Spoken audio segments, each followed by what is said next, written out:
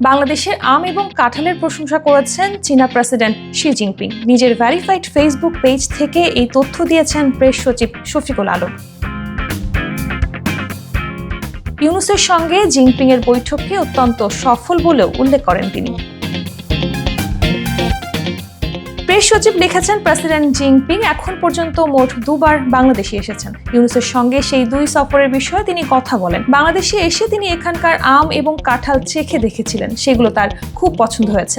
আগামী দিনে এই দুই ফল বিপুল পরিমাণে চীনে রপ্তানি করবে বাংলাদেশ। শফিকুল আলম জানান, ইউনূস ও শি জিনপিং এর দ্বিপাক্ষিক বৈঠকের আলোচনা ছিল গঠনমূলক ও ফলপ্রসূ। এটি ছিল প্রধান উপদেষ্টার প্রথম দ্বিপাক্ষিক বিদেশ সফর। জিনপিং বাংলাদেশ সরকারের প্রতি চীনের সমর্থন পুনর্ব্যক্ত করেছেন এবং এই সফরের মাধ্যমে বাংলাদেশের প্রতি চীনের সম্পর্ক আরও গভীর হওয়ার আশাবাদ ব্যক্ত করেন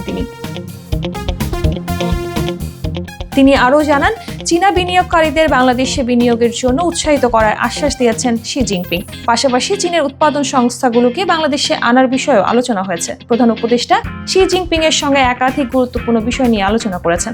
এর মধ্যে আছে চীন থেকে নেওয়া ঋণের সুদের হার কমানো এবং জল সম্পদ বন্টন। জিনপিং বাংলাদেশে উত্থাপিত বিষয়গুলো পর্যালোচনা করে সিদ্ধান্ত নেবেন বলে আশ্বাস দিয়েছেন।